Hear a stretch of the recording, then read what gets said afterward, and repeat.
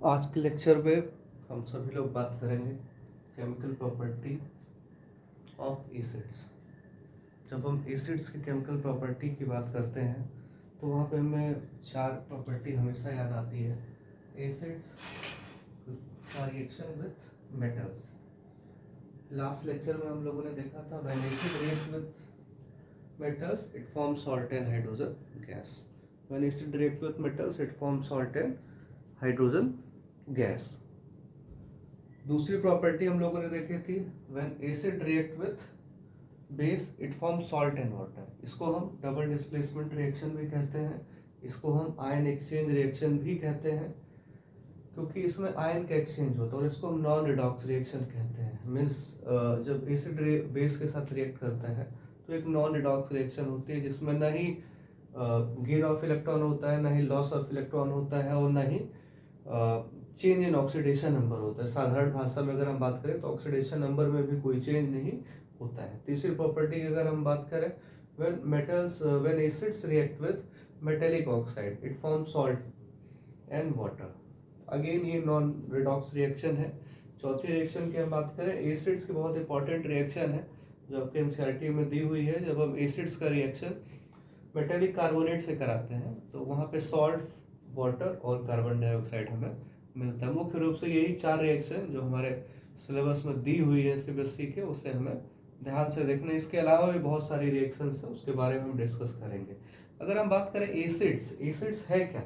Acids are the chemical substance which has tendency to give the hydrogen ion in water. Means ऐसे सारे substance जो water में hydrogen ion produce करे उसे हम क्या कह सकते हैं? एसिड कह सकते हैं।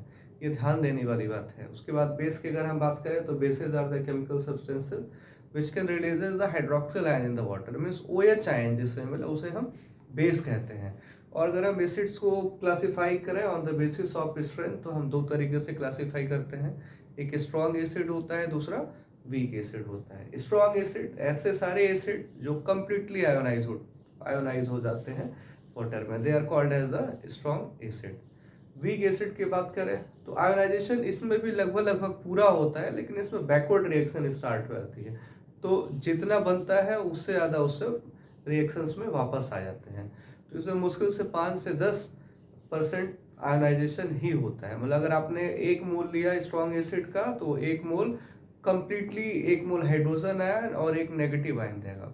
अगर हम वीक एसिड्स की बात करें तो उसमें 5 से 10% ही एक मोल का 0.5% व 0.05 मोल और या 0.01% तक ही आयोनाइज हो पाता है। ठीक है, आपको ये ध्यान रखना है। फिर उसके बाद अगर हम बात करें, पहला रिएक्शन हमारा reaction of metals with acid. ये बहुत ब्रॉड रिएक्शन है, इसके लिए हमें जरूरत पड़ती है मेटल रिएक्टिविटी सीरीज की। इसके लिए हमें हमेशा जरूरत पड़ेगी मेटल रिएक्टिविटी सीरीज की। भाई अब बात करें ये मेटल रिएक्टिविटी सीरीज क्या है? Metal reactivity series is the series of a metal where metals are arranged in the increasing order of their energy. Metal reactivity series is the series of metal where metals are arranged in increasing order of their energy. मतलब वो ऐसा क्रम है metals का जिसमें metals अपने energy के increasing order के क्रम में लगे होते हैं, उसे हम क्या कहते हैं? Metal reactivity series. तो सबसे पहले हम लोग बात करेंगे, अच्छा मेटल है क्या? Metal it is a type of element which has tendency to lose electron. It is a type of element which has tendency to lose electron. अच्छा, अब लॉस ऑफ इलेक्ट्रॉन क्या है? लॉस ऑफ इलेक्ट्रॉन, जब हम loss of electron की बात करते हैं तो loss of electron is commonly termed as the oxidation reaction. Loss of electron is commonly termed as the oxidation reaction. Loss of electron is oxidation reaction. ठीक है, oxidation reaction को हम क्या कहते हैं? Loss of electron. अच्छा, इसके बाद एक और प्रॉपर्टी की बात करें तो अगर दूसरी प्रॉपर्टी की हम बात करें तो the substance which oxidize itself the substance which oxidize itself and help in the reduction of the other element. Other element is called as the reducing agent. Reducing, साधारण शब्दों में अगर हम बात करें तो रिड्यूसिंग एजेंट ऐसे सब्सटेंस हैं जहाँ पे जो अपना ऑक्सीडेशन नंबर इंक्रीज कराते हैं और दूसरे सब्सटेंस का ऑक्सीडेशन नंबर डिक्रीज कराते हैं। साधारण भाषा में अगर हम बात करें तो ऑक्सीडाइजिंग और रिड्यूसिंग एजेंट, ठीक है। इसके बाद अब मेटल रिएक्टिविटी सीरीज क्या है? When we talk about the metal reactivity series, so metal reactivity series is nothing, the series of element where metal reactivity series is the series of element where metals are arranged in the decreasing order of their energy. ये एक series है जो जिसमें metals arrange होते हैं decreasing order of their energy, like when we talk then potassium, sodium, calcium, magnesium, aluminium, zinc, iron, tin, lead, यहाँ पे hydrogen भी लिख देते हैं क्योंकि इसकी जरूरत पड़ेगी इस रिएक्शन में, कॉपर, मरकरी, सिल्वर, गोल्ड और प्लेटिनम। अब हम देखें कि तो potassium is more reactive than sodium, sodium is more reactive than calcium, calcium is more reactive than magnesium और magnesium is more reactive than aluminium, aluminium is more reactive than zinc, zinc is more reactive than iron, iron is more reactive than tin, tin is more reactive than lead, lead is more reactive than hydrogen, most important thing, lead is more reactive than hydrogen, hydrogen is more reactive than these elements copper, mercury, silver, gold, platinum. हमें ध्यान रखना है metal reactivity series की जरूरत क्या है, क्योंकि सभी मेटल्स एसिड से रिएक्ट नहीं करते हैं। Some reactive metals are only reacting some reactive metals are only reacting with acids। अब हम बात करें, हमने जैसा हमने कहा कि metals are arranged in decreasing order of their reactivating power. तो मेटल, ये मेटल है, मेटल की टेंडेंसी क्या है? To lose electron. Loss of electron को हम क्या कहते हैं? ऑक्सीडेशन। और जो सब्सटेंस खुद ऑक्सीडाइज होता है रिएक्शन में, दूसरे को रिड्यूस करता है, उसे हम क्या कहते हैं? रिडक्टेंट या रिड्यूसिंग एजेंट। अगर साधारण शब्दों में हम बात करें तो metals are arranged in decreasing order of their reducing power, metals are arranged in decreasing order of their reducing power. दूसरे शब्दों में बात करें तो metals are arranged in increasing order of their oxidising power. अगर मेटल रिएक्टिविटी सीरीज के बारे में तीन बातें अगर हमें कहनी हो तो metals are arranged in decreasing order of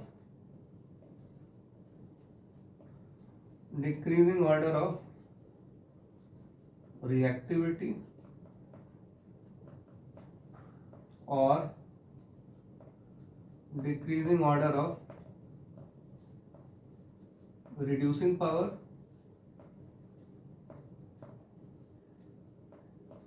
decreasing order of, बच्चों यहाँ पे ध्यान दीजिएगा, decreasing order of reducing power. Reducing power क्या है? कि tendency of an element to oxidise itself and reduce other, और increasing order of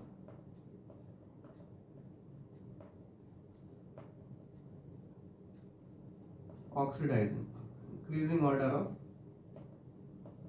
oxidising power. ये मेटल रिएक्टिविटी सीरीज की बात हुई।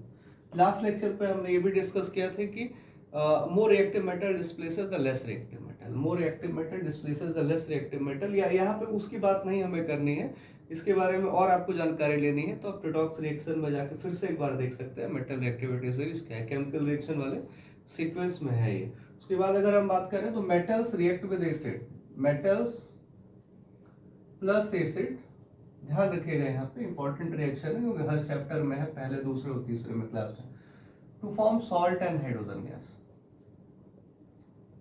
To salt and hydrogen gas. जैसे अगर हम बात करें पोटेशियम की रिएक्शन हम HCl से कराएं तो यहाँ पे ये बनाएगा potassium chloride plus hydrogen gas. इसी पोटेशियम की रिएक्शन अगर हम H2SO4 से कराएं तो ये बनाएगा K2SO4 plus hydrogen gas. This arrow is representing के hydrogen gas, arrow is representing the gas. अगर हम लाइकवाइज सोडियम की रिएक्शन कराएं, सोडियम की रिएक्शन HCl से कराते हैं, तो sodium react with HCl to form sodium chloride, which is a salt. How we will come to know it is a salt? Nothing we have to do. We will dissolve this thing in a water, and when we will add with water, so we can see that ki Na plus or Cl negative. When it react with H plus and OH minus, the H plus part will go with Cl part will go with H plus, and Na plus will go with OH negative. So likewise it will form the sodium hydroxide plus HCl. it is only for understanding, आप समझेंगे होता क्या है, ठीक है, कैसे ये बनते हैं।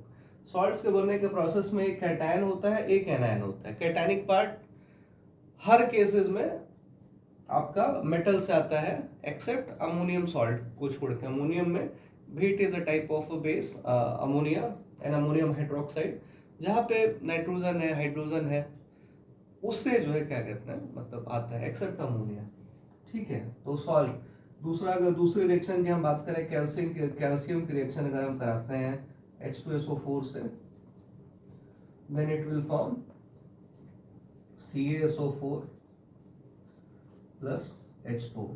मैग्नीशियम की रिएक्शन अगर हम एसिड से कराते हैं H2SO4 से, then it will form magnesium sulphate plus hydrogen gas. अगर हम एल्यूमिनियम की रिएक्शन कराते हैं HCl से, then it will form the aluminium chloride और प्लस हाइड्रोजन गैस। लाइकवाइज अगर हम जिंक की रिएक्शन कराएं, zinc react with H2SO4 when zinc granules react with H2SO4, zinc sulphate plus hydrogen gas. उसके बाद अगर हम बात करें आयरन की रिएक्शन करें, आयरन की भी रिएक्शन करा सकते हैं H2SO4 से, it will form FeSO4 plus H2।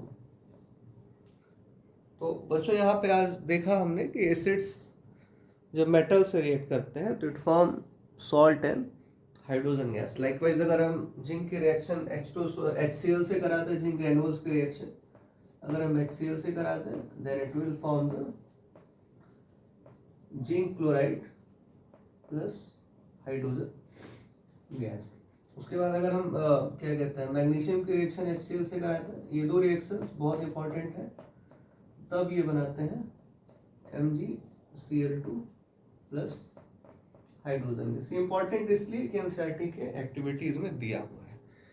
तो हमें ध्यान रखना है कि जब हम TSC की बात करते हैं, जब हम और अदर एग्जाम्स की बात करते हैं, तो वहाँ पे हमें इन सब की ज़रूरत पड़ती है। और आप लोग आराम से पढ़ें, निश्चिंत होकर पढ़ें, सारे टॉपिक्स एक एक टॉपिक्स का ख्याल रख के आपके हिसाब से डिज़ाइन करके इसको पढ़ाया जाएगा, जिससे आपके लिए आराम रहे, आपको कोई दिक्कत ना हो, इसका पूरा ध्यान दिया जाएगा, ठीक है। तो आप लोग ध्यान से पढ़ें, ध्यान दे के पढ़ें, सुरक्षित होके पढ़ें, और ये भ्रम दिमाग में ना लाएं।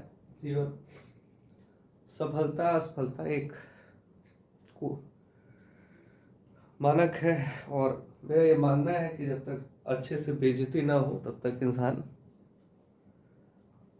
जो है अपने काम के लिए पूर्णतः समर्पित नहीं होता है।